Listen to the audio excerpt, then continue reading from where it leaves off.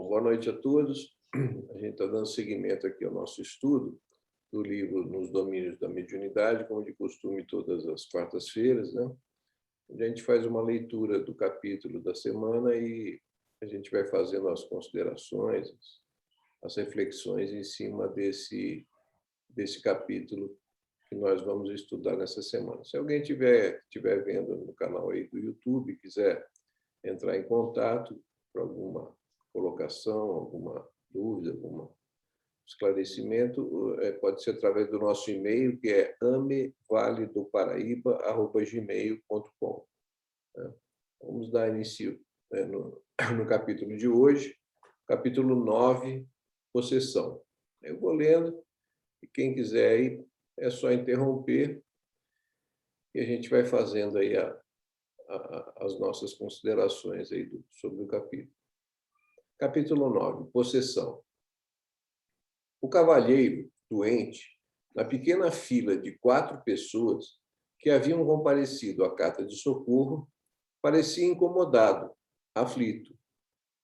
Articulava palavras que eu não conseguia registrar com clareza, quando o irmão Clementino, consultado por Aulus, disse cortês para o assistente: sim, já que o esforço se destina a estudos, permitiremos a manifestação. Percebi que nosso orientador solicitava alguma demonstração importante. Convidados pelo instrutor, abeiramo-nos do moço enfermo, que se fazia assistir por uma senhora de cabelos grisalhos, sua própria mãezinha. Atendendo às recomendações do supervisor, os guardas admitiram a passagem de uma entidade evidentemente alocada, que atravessou de chofre as linhas vibratórias de contenção, vociferando frenético.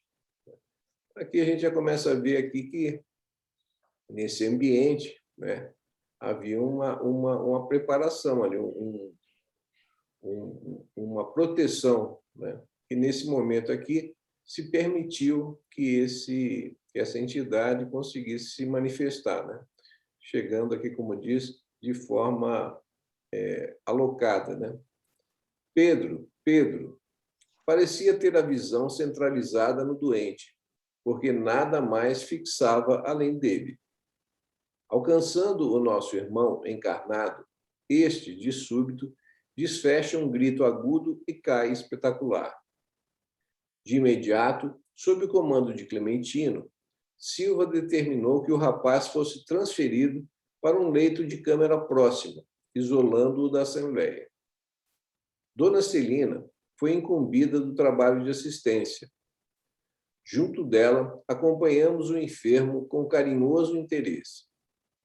As variadas tarefas do recinto prosseguiram sem quebrar de ritmo, enquanto nós insulávamos no aposento a cooperação que o caso exigia. Pedro, o obsessor que o jugulava, parecia agora fundidos um no outro. Eram 2 contendores engalfinhados em luta feroz.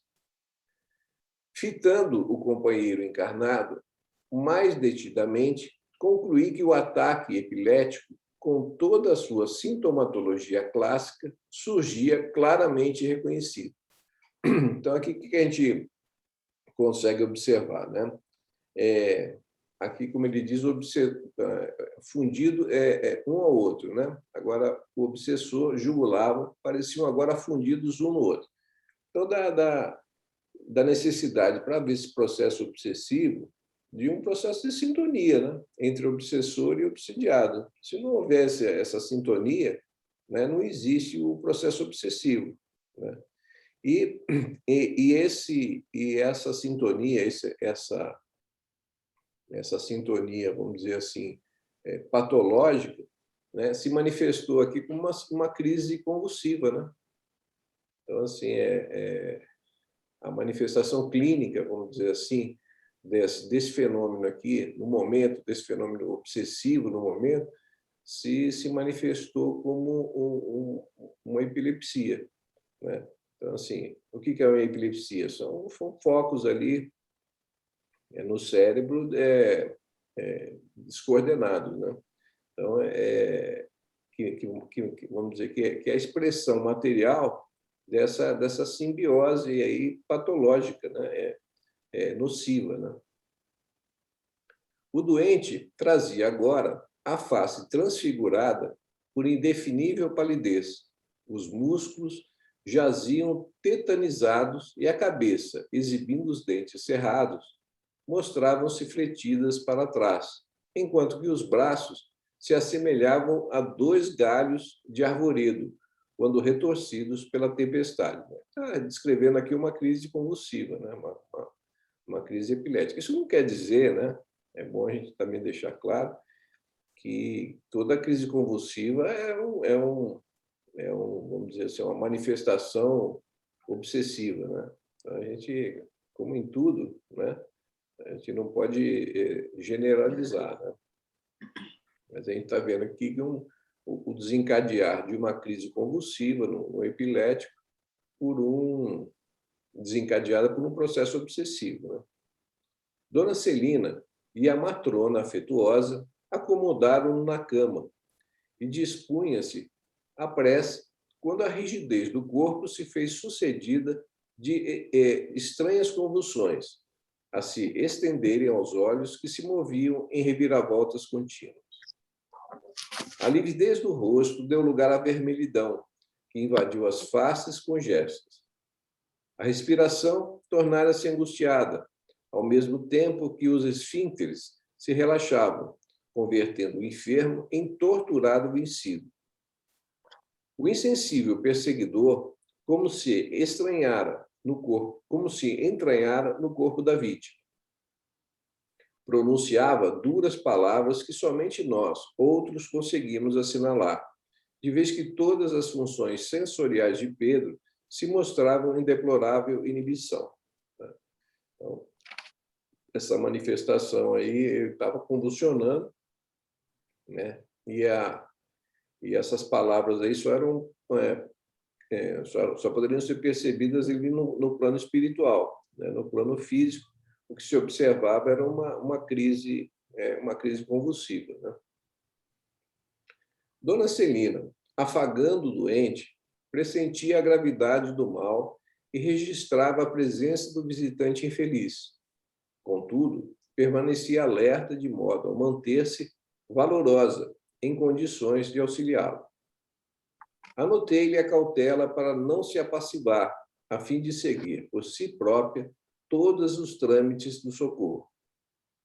Bondosa, tentou estabelecer um entendimento com o verdugo, mas em vão. O desventurado continuava gritando para os nossos ouvidos, sem acolher-lhe os apelos comovedores. Vingar-me-ei, vingar-me-ei. Farei justiça por minhas próprias mãos, bradava colérico. Então, é aquele negócio, né? A gente, por muitas vezes, tem por conceito, né, que o obsessor é um malvado e o obsediado é uma vítima, né? E, na realidade, a gente sabe que, às vezes, não é bem assim, né? Às vezes é justamente o contrário, né? Às vezes, o obsediado foi o verdugo do obsessor, em encarnações aí anteriores. Né? Oi? Outra coisa importante ali também é na postura da médium, né, da Dona Celina naquele momento, né? Que ela percebe a situação, né? E ela se mantém com foco, porque ela percebeu que a situação era grave, não dando passividade naquele momento. Sim. Né? Exatamente. Então, essa concepção, né? Às vezes o obsessor foi vítima do obsediado, né? E a gente fala assim, é aquele processo, né, de obsessão ali, na realidade, nada mais é do que um processo de resolução do problema, né? Um problema que foi criado no passado e vai ter que ser resolvido, né? Entre o obsessor e o obsediado. É por isso que Deus permite, né, que haja esse tipo de coisa, né? A gente fala assim, nossa, mas coitado, injusto. Aquele ditado, né? No mundo existe muita injustiça, mas não existe injustiçado. gente observa muita injustiça no mundo, mas não existe injustiçado, né?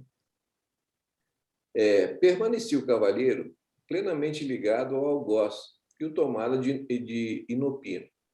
O córtex cerebral apresentava-se envolvido de escura massa fluídica. Reconhecíamos no moço incapacidade de qualquer domínio sobre si mesmo. Acariciando-lhe a fronte suarenta, Aulus informou compadecido. É um processo, é uma possessão completa, ou epilepsia essencial.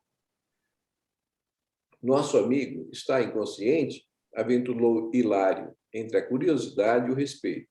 Sim, considerando como enfermo terrestre, está no momento sem recursos de ligação com o cérebro carnal.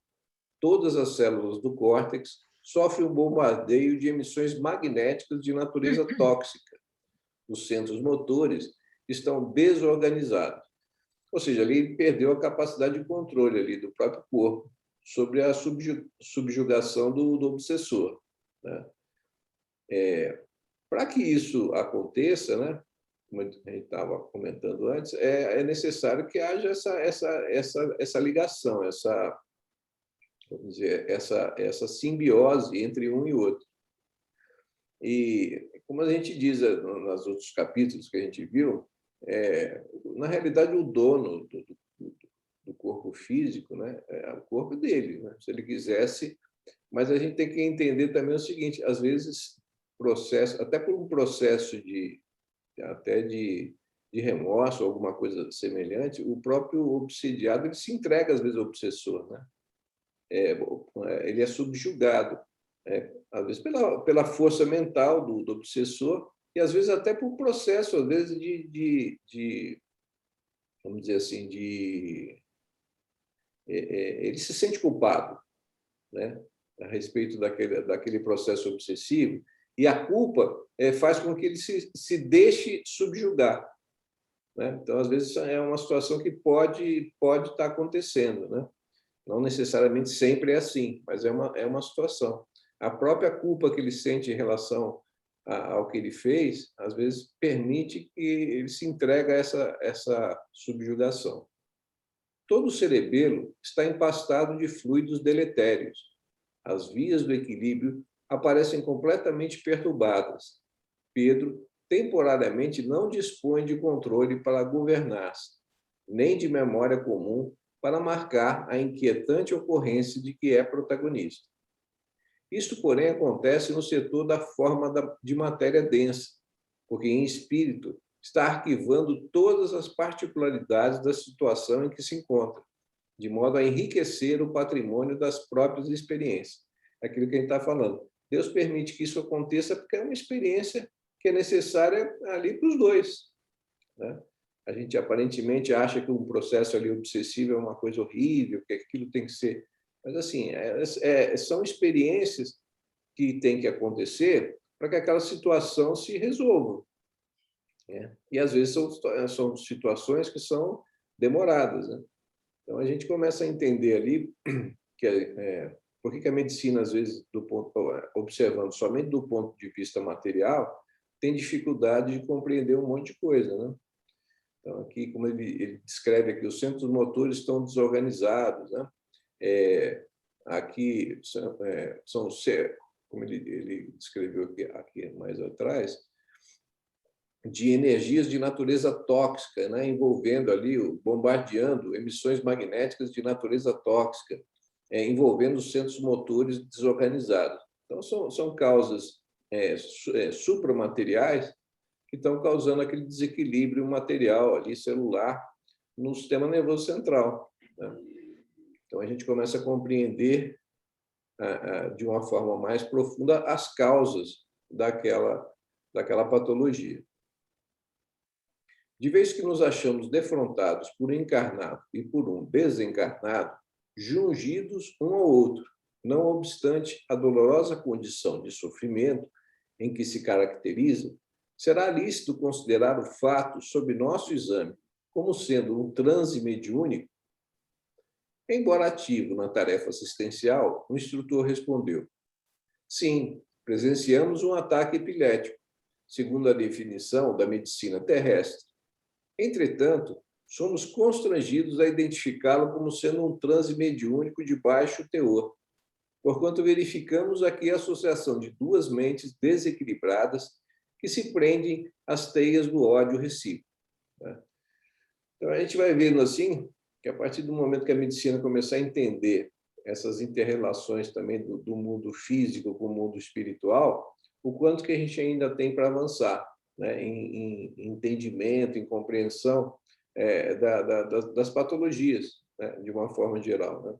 Então, a gente ainda está muito limitado, né, à questão material. Que não, essa questão, se a gente se ater somente a esse aspecto, a gente nunca vai poder compreender realmente, vamos dizer assim, a fisiopatologia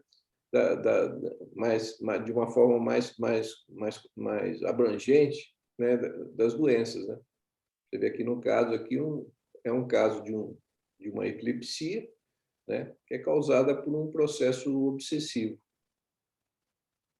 Logicamente, a medicação é fundamental, porque a medicação, ela vamos dizer assim, ela atua na matéria, ajudando a conter essas crises, mas ela não resolve a raiz do problema, né? Ela não ataca a raiz do problema. Quando a gente começar a entender essas relações do mundo físico e do mundo espiritual, o tratamento vai poder ser muito mais amplo, né? Chegando realmente às causas dele e ser muito mais efetivo do que realmente, até então, né, a medicina tem tratado esse tipo de problema, avaliando somente o ponto de vista material. Até porque as causas estão sempre no plano imaterial. Né? A matéria, ela é consequência, até o nosso próprio corpo, ele é uma consequência do nosso espírito. Né? Nosso perispírito não é o modelo organizador biológico do nosso corpo físico. Né? E fixando o par de infelizes em contorções, acrescentou: nessa aflitiva situação, achava-se Pedro nas regiões inferiores, antes da presente encarnação que lhe foi constituída, que lhe constitui uma bênção. Por muitos anos, ele e o adversário rolavam nas zonas purgatórias, em franco duelo. Presentemente, melhorou, qual ocorrem muitos processos semelhantes. Os reencontros de ambos são agora mais espaçados, dando aso ao fenômeno que observamos em razão do rapaz ainda trazer o corpo perispirídico provisoriamente lesado em centros importantes. Então, a gente vê que esse processo obsessivo aí que a gente está vendo, o rapaz convulsionando, na realidade, é uma misericórdia divina, né? Porque você vê que quando os dois estavam no plano espiritual, a situação era muito pior, né? Como ele diz aqui, ó. Por muitos anos, ele e o adversário rolaram nas zonas purgatórias, em franco duelo. Então, eles estavam numa guerra constante, né? Um conflito constante. A reencarnação foi uma bênção, né? Que houve pelo menos uma separação temporária, e esse reencontro de ambos, como ele diz agora são mais espaçados, dando aso ao fenômeno que observamos. Então, a gente acha que essa situação que o rapaz convulsionando, nossa, mas que situação ruim. Mas, assim, isso graças à misericórdia de Deus, que concedeu essa reencarnação e vamos dizer, essa trégua momentânea, né? Em que eles não estão mais naquele conflito contínuo que eles estavam antigamente. Então, é um começo de uma solução, né? Se ambos se predisporem a isso, de resolução da solução. Né? Então, a gente, às vezes, vê uma situação muito difícil aqui de uma pessoa encarnada, mas, às vezes, é a misericórdia divina atuando ali para que aquela situação se resolva. Né? Porque, anteriormente, aquilo poderia ser uma situação que tivesse até pior. Esse é o exemplo típico aqui que a gente está tendo aqui, que ele está relatando. Então, por isso que a gente deve sempre ter muito cuidado aí com o que a gente analisa, né? Fala, nossa, mas que Deus, né? Muita gente pensa assim, que Deus é esse que permite isso, né? Permite um obsessor tá fazendo isso com uma pessoa e tal. A gente não consegue ter a visão mais ampla daquilo. Na realidade, ele está tendo um benefício, né, nessa encarnação, uma misericórdia até atenuando esse processo que era mais intenso e mais grave. Nesse ínterim, percebendo a dificuldade para atingir o obsessor com a palavra falada, Dona Celina, com o auxílio de nosso orientador, formulou vibrante prece, implorando a compaixão divina para os infortunados companheiros que ali se digladiavam inutilmente. Nesse parágrafo aqui, a gente volta de novo àquele negócio, né? O orientador espiritual, coisa, não adianta só o conhecimento, só querer falar. Se não houver o sentimento, aqui no caso a invocação, a prece vibrante, né? Implorando a compaixão divina, aquilo não adianta. É aquele negócio que a gente estava falando. Não adianta só saber. Se você não sentir aquelas palavras, aquele conhecimento, é inútil, né? Conhecimento é importante para a gente compreender as situações e até poder atuar nessas situações de uma forma mais positiva. Mas só conhecimento não leva a gente a lugar nenhum, né? Então, como ele diz aqui, ela está dizendo isso, bem claro aqui. Percebendo a dificuldade para atingir o obsessor com a palavra falada, ou seja, estava querendo argumentar com o obsessor. E ela notou que isso era inútil. Então, o que ela recorre? A uma prece vibrante, né? Ou seja, com sentimento, implorando a compaixão divina, né? Então, isso e a gente está vendo se repetir nesse livro sistematicamente, né? É uma lição que a gente só não tira daí se não quiser, né? As frases da venerável amiga libertavam jatos de força luminescente a lhe saltarem das mãos e a envolverem as sensações de alívio os participantes do conflito. Vimos que o perseguidor, qual se houvesse aspirado alguma substância anestesiante, se desprendeu automaticamente da vítima, que repousou, enfim, num sono profundo e reparador. Esse foi o efeito da prece. Isso ela foi ali um instrumento de algo superior, né? Ali, quando ela liberta jatos de força luminescente que saltaram das mãos, foi quando ela, vamos dizer, suplicou a compaixão divina. Então, ela está mobilizando forças que estão acima dela. Ela está sendo ali, ela foi um instrumento, mas não só instrumento, porque ela também foi um agente, porque se ela também não faz a prece sentida e pede essa intervenção, né? Então, ela, ao mesmo tempo que ela é um instrumento, ela é um agente naquela situação, né? Existe aí as duas situações. Guarda e socorristas conduziram o obsessor semi-adormecido a um local de emergência. E, enquanto Dona Celina ministrava um pouco d'água fluidificada à genitora do enfermo, chorosa e assustadiça, retornamos à conversação cordial.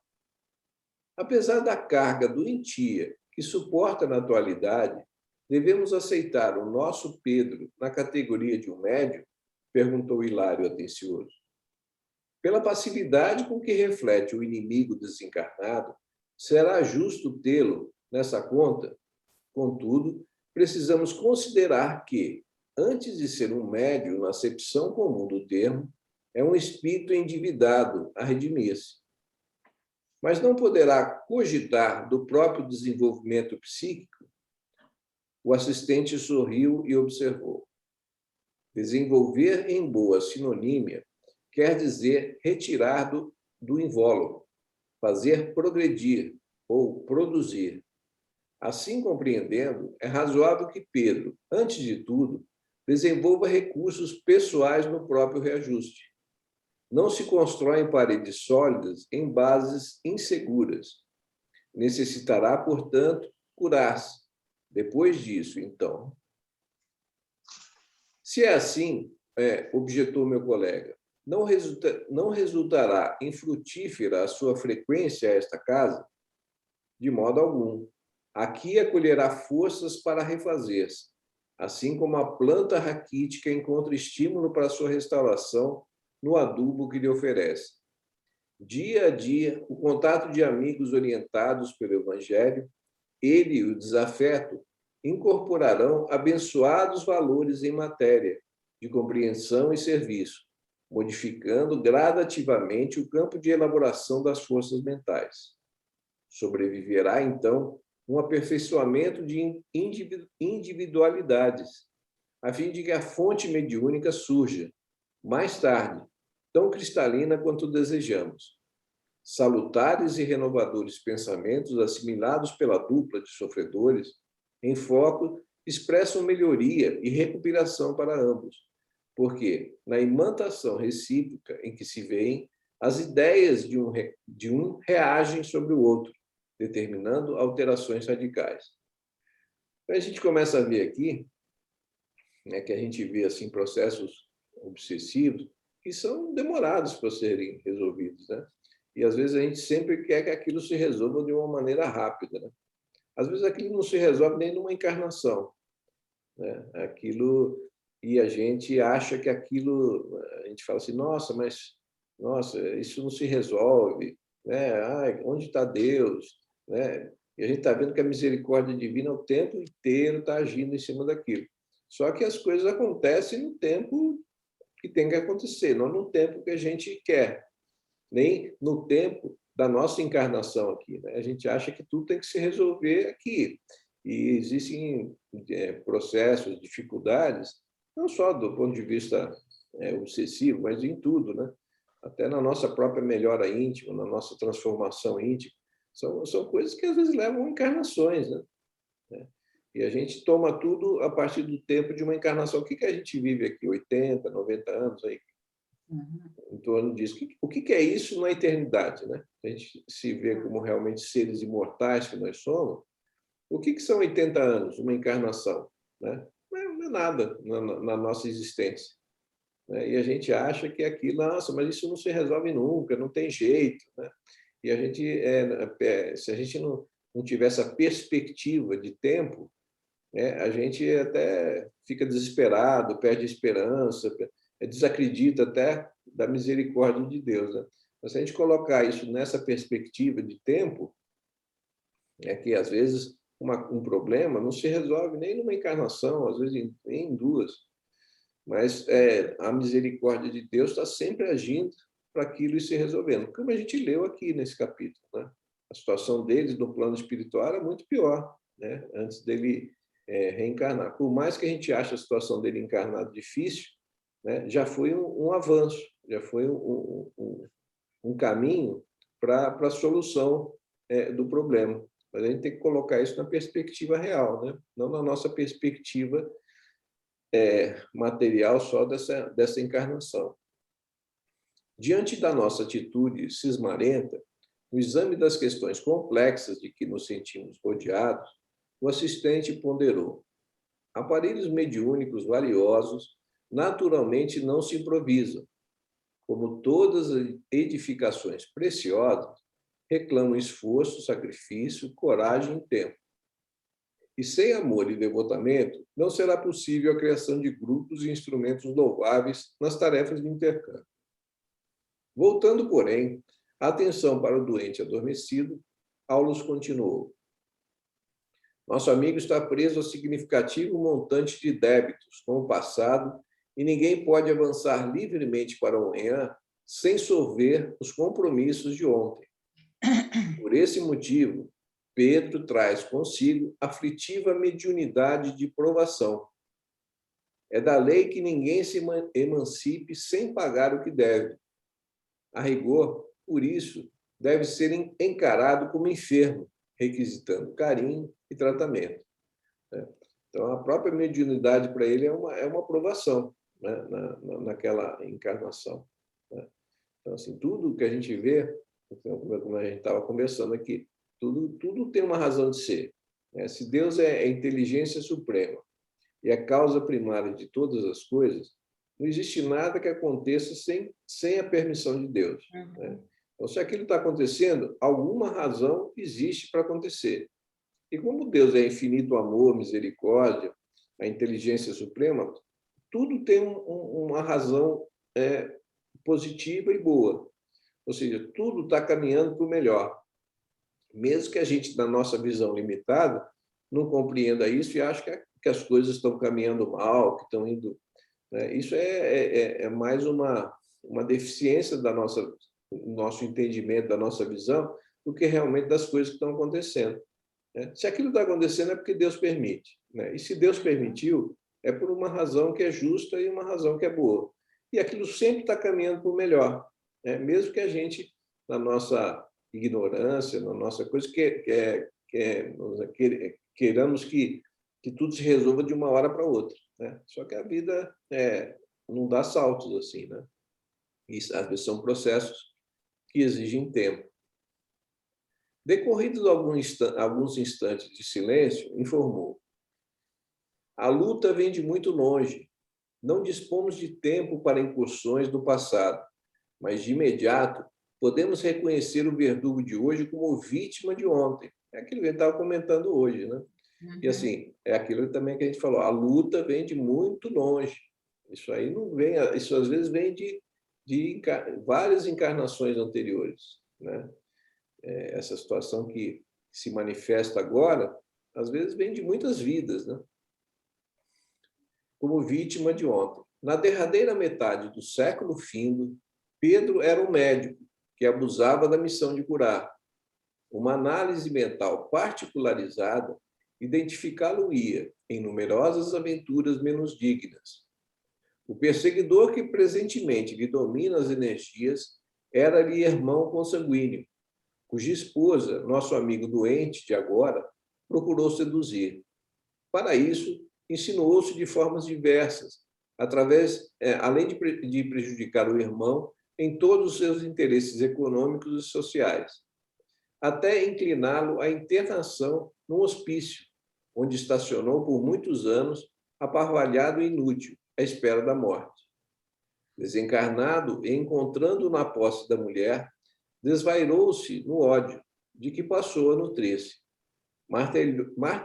Martelou-lhes, então, a existência e, aguardando o além-túmulo, onde os três se reuniram em angustioso processo de regeneração. A companheira menos culpada foi a primeira a retornar ao mundo, onde mais tarde recebeu um médico delinquente nos braços maternais, como seu próprio filho, purificando o amor de sua alma. O irmão atraiçoado, de outro tempo, todavia ainda não encontrou forças para modificar-se e continua vampirizando, obstinado no ódio a que se rendeu impiedosamente. Então, assim, tudo isso aí está relacionado às nossas mazelas mesmo. Né? Os únicos culpados somos nós mesmos. Não existe... Né? A misericórdia de Deus está só atuando para nos conduzir, para nos melhorar, né? Aliviando as nossas dores, as nossas mazelas, as nossas dificuldades. Né? Então, assim, nós somos... Você vê aqui essa situação. Um ali é vítima do outro. Entre parênteses, a vítima de hoje foi o verdugo vamos dizer, do obsessor ali, que a gente chama, né? Na realidade, o obsessor foi a vítima, né? Então, isso tudo é fruto das nossas próprias dificuldades, das nossas próprias imperfeições. A partir do momento que a gente começar a entender as coisas, através da própria mensagem do Cristo, né? A gente vai se libertando de todas essas dificuldades, de todas essas dores. Né? Esse é o nosso caminho aqui, né? Estamos aqui aí nesse mundo de prova e expiação, não é à toa, né? É que vamos dizer assim, é o local adequado para a nossa caminhada, né? É o local adequado ao nosso estágio evolutivo. O ensinamento era simples, contudo, a terrível situação do enfermo, fatigado e triste, infundia-nos justificável espanto. Estudando, sempre Hilário considerou: se Pedro, no entanto, ainda é um médium torturado, que poderá fazer num agrupamento como este? O instrutor sorriu e obtemperou. O caso não consta dos desígnios. Desculpa, o acaso não consta dos desígnios superiores, aquilo que a gente estava comentando. Não nos aproximamos uns dos outros sem razão. De certo, nosso amigo possui aqui ligações afetivas do pretérito com o dever de auxiliá-lo. Se não pode, desse modo, ser um elemento valioso ao conjunto de imediato, pode e precisa receber o concurso fraterno, imprescindível ao seu justo sorrimento. Curar-se-á, contudo, em tempo breve, indaguei por minha vez. Quem sabe, retrucou Aulo sereno. Aquele que a gente estava conversando. A gente não sabe. Primeiro que depende do livre-arbítrio daqueles que estão envolvidos. Né? Então, vai depender disso. O tempo é esse. Né? E a gente não tem como interferir na vontade alheia. Né? Às vezes a gente tem um ente querido, alguma coisa, numa situação assim, e a gente quer que aquilo se resolva. Assim, não cabe a nós, nem cabe a nós tentar interferir aquilo da forma mais positiva possível. Mas a solução não depende de nós. E a gente não pode se angustiar por causa disso. A gente tem que entender que depende do livre-arbítrio e que Deus está sempre encaminhando para o melhor. Né? Independente das nossas escolhas erradas, Deus e a misericórdia divina está sempre encaminhando para que as situações vão se resolvendo. Com mais tempo ou menos tempo, né? De acordo com as nossas escolhas, mas tudo está sempre caminhando para o melhor. E, às vezes, são situações demoradas. E com o grave entorno de quem pesa a substância das próprias palavras, prosseguiu. Isso dependerá muito dele e da vítima com quem se encontra endividado. É aquilo que a gente falou, né? O livre-arbítrio de cada um. A assimilação de princípios mentais renovadores determina mais altas visões da vida. Todos os dramas obscuros da obsessão decorrem da mente enfermiça, aplicando-se com devotamento às novas obrigações de que será investido, caso persevere no campo da nossa consoladora doutrina, sem dúvida abreviará o tempo de expiação, a que se verá arrastado a própria renovação, pelos seus exemplos de compreensão, renúncia, humildade e fé. Ainda assim, depois de se extinguirem os acessos de possessão, Pedro sofrerá os reflexos do desequilíbrio em que se envolveu, a se exprimirem nos fenômenos mais leves da epilepsia secundária, que emergirão por algum tempo, ante as simples recordações mais fortes da luta que vem atravessando, até o integral reajuste do corpo perispirítico. Então, ele vê que mesmo depois, ele sendo portador aí dessa epilepsia, mesmo depois que os ataques aí do obsessor cessarem, o próprio perispírito dele ainda está em desequilíbrio, ainda vai requerer um tempo de refazimento, de organização, para que aquilo se reestruture, né? Provavelmente em vidas posteriores. Né? E isso é trabalho de longa duração? Inquiriu Hilário, algo aflito. Nosso interlocutor estampou significativa expressão fisionômica e ponderou. Quem poderá penetrar a consciência alheia? Com o esforço da vontade é possível apressar a solução de muitos enigmas e reduzir muitas dores. O assunto, porém, é de fora o íntimo. Sejamos, entretanto, convencidos de que as sementes da luz jamais se perdem. Os médiuns de hoje se enlaçam a tremendas provas, se persistirem na plantação de melhores destinos. Transformar-se-ão em valiosos trabalhadores no futuro, que a todos guardem abençoadas reencarnações de engrandecimento e processo. Então, a própria missão mediúnica, em primeira instância, é para o nosso próprio benefício, para o nosso próprio aprendizado, para o nosso próprio proveito. A gente não nenhum de nós aqui é missionário, que veio aqui reencarnar com uma mediunidade, vamos dizer, de missão mesmo, como Chico Xavier, né? esses espíritos aqui. A nossa mediunidade é mediunidade de provação, de aprendizado, de melhora para nós mesmos. Né? Então, na realidade, antes de ajudar qualquer um, a gente está se ajudando. Né? O primeiro beneficiado somos nós mesmos, né? Nas nossas limitações, nas nossas imperfeições, nas nossas dificuldades.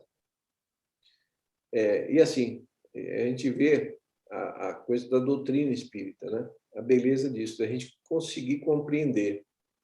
A gente está falando que saber não é tudo. A gente precisa aprender a sentir. Né? O objetivo final do conhecimento é esse. Mas, assim, você vê como a gente compreendendo as coisas, como a gente consegue fazer essa nossa transformação de uma forma mais fácil. Né? A gente consegue até mudar os nossos sentimentos, né? Porque a gente começa a entender o porquê disso. Então, diante das dificuldades, assim, a doutrina espírita é extremamente consoladora, né? Porque diante dessas dificuldades, a gente entendendo o que está acontecendo, a gente consegue se conduzir através dela de uma forma muito mais tranquila. Não de uma forma que não seja dolorosa, porque as dores a gente vai sentir, que faz parte da nossa dificuldade, do nosso próprio aprendizado. Né? Mas a gente consegue se conduzir através dessas dores de uma forma bem mais serena, bem mais tranquila, porque a gente consegue compreender aquilo que está acontecendo. Então, a gente fica mais fácil da gente não se revoltar, né? Da gente entender que, mesmo diante da dificuldade, da dor, a gente está sempre sendo beneficiado pela misericórdia de Deus, né? Que Deus sempre está amparando a gente, né? A gente nunca está desamparado, a gente nunca está desassistido, apesar de, dentro da nossa visão, ainda as coisas estarem difíceis, mas a gente está sempre sendo amparado e sempre sendo encaminhado para o melhor, né? Pela misericórdia de Deus.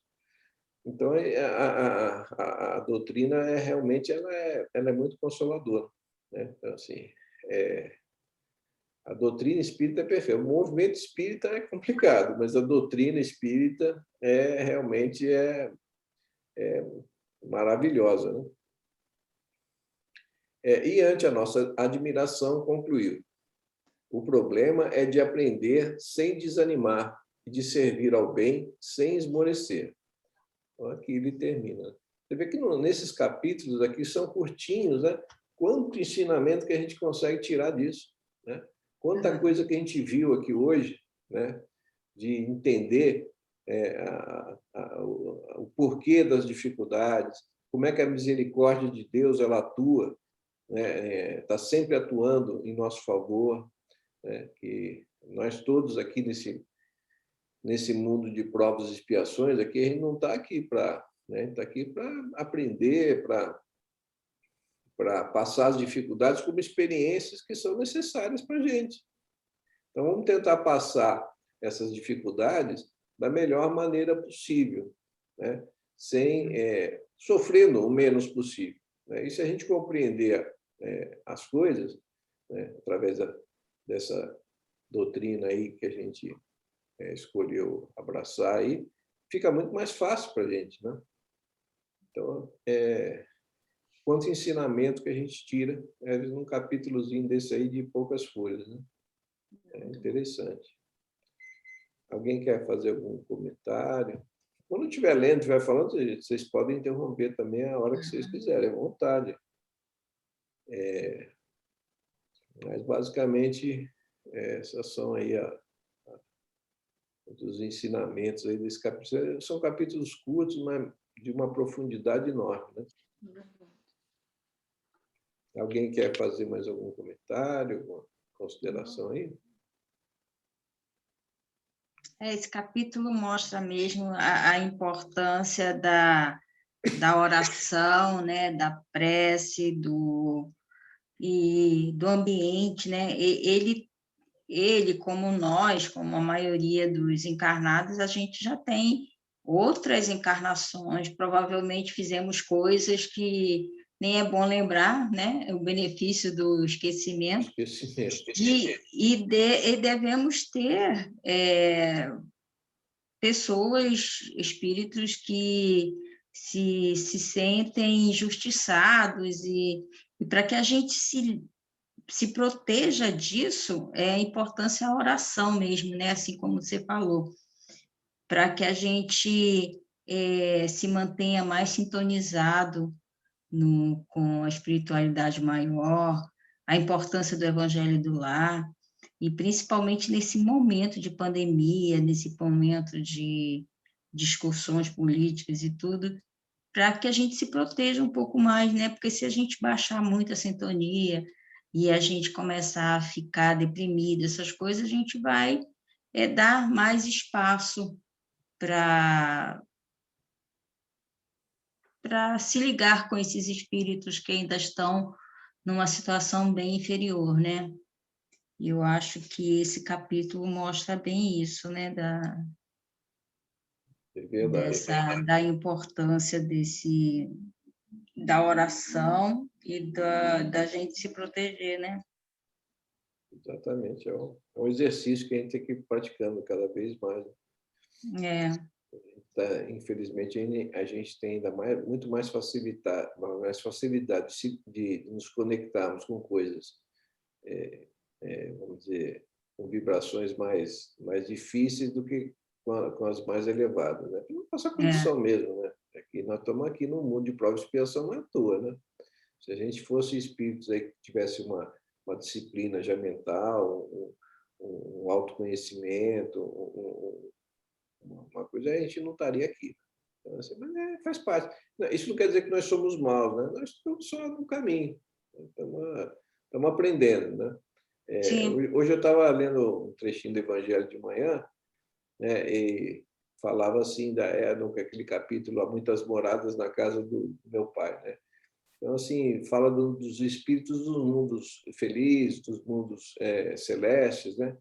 Então, esses espíritos que hoje vivem nesses mundos, nos mundos celestes, né, já foram espíritos que viveram em mundo primitivo, né? Então, assim, ele até usa esse termo assim, como é difícil reconhecer no adulto o embrião que ele já foi, né? É difícil reconhecer nesses espíritos já evoluídos o que eles já foram antes, né? Eles passaram por todas essas fases evolutivas que a gente está passando. Não existe privilégio na criação, né? Antigamente, às vezes nas outras religiões, se colocavam os anjos como criaturas, vamos dizer assim, privilegiadas da criação divina, né? Como se fossem criados já anjos perfeitos, né? E a doutrina espírita esclarece para a gente que não é isso, né? É assim, todo mundo tem o mesmo ponto de partida, né? A misericórdia de Deus e a justiça divina é assim, né? Todos nós partimos do mesmo ponto, né? Como criaturas simples e ignorantes, e todos nós vamos evoluir até a perfeição relativa. Todos nós vamos chegar, todos nós partimos e todos nós chegaremos no mesmo ponto. O que diferencia os caminhos que a gente vai levar para isso, né? Se vão ser caminhos mais rápidos, mais demorados, se vão ser mais dolorosos, se vão ser menos dolorosos. Isso está relacionado diretamente com o nosso livre-arbítrio, né? Se a gente vai trilhar os caminhos do ponto de partida até o ponto de chegada de forma mais fácil ou difícil, depende das escolhas que a gente vai fazer, né? E não existe criatura privilegiada, né? Todos nós temos que passar por esses processos de aprendizado. Nós estamos na escola ainda, né, nos primeiros degraus aí da evolução, né? Mas todos nós vamos chegar, né? Um dia todos nós seremos Cristos, né? Por incrível que pareça, daqui a alguns bilhões e bilhões de anos a gente chegaremos ao nível evolutivo de Jesus, né? E nível, assim, a gente parar para pensar, a gente fala de Jesus é nosso exemplo, nosso modelo. Mas Jesus é o mentor, é o governador do planeta Terra, né? A gente tem que entender que tem um governador do sistema solar, tem o governador da galáxia, tem um governador de um conjunto de galáxias, tem um governador, entendeu? Assim, dentro da evolução, né? Você vê que o negócio é infinito, né? A gente está pegando Jesus, que é o governador de um planeta, né? Um planeta pequeno, de provas e expiações, né? Acima de Jesus tem o governador do sistema solar, né? Que é um outro Cristo, já num outro nível de evolução. Tem o governador da galáxia que a gente vive, né? Tem governador de conjunto de galáxias, né? Então, assim, a evolução é infinita, né? A gente tem Tem um amigo meu que fala que tem pressa de evoluir. Eu não tenho pressa, não. Tem eternidade inteira, né? Para aprender e para evoluir. Alguém quer falar mais alguma coisa? Então, aí fica para a próxima reunião, o capítulo 10 é sonambulismo torturado. Fica para a nossa próxima reunião. A semana que vem eu vou ter um compromisso, eu vou participar de uma live lá do Walter Bonaparte, lá, negócio de cardiologia, espiritualidade e tal. Aí não vou estar aqui. Eu vou ver com o André se ele pode fazer, senão a gente pula e faz na outra quarta-feira. Tá bom? Tudo bem? Sim, tudo bem. Antes de fazer nossa prece de encerramento, eu vou só interromper aqui a nossa gravação e aí depois a gente faz a nossa prece de encerramento.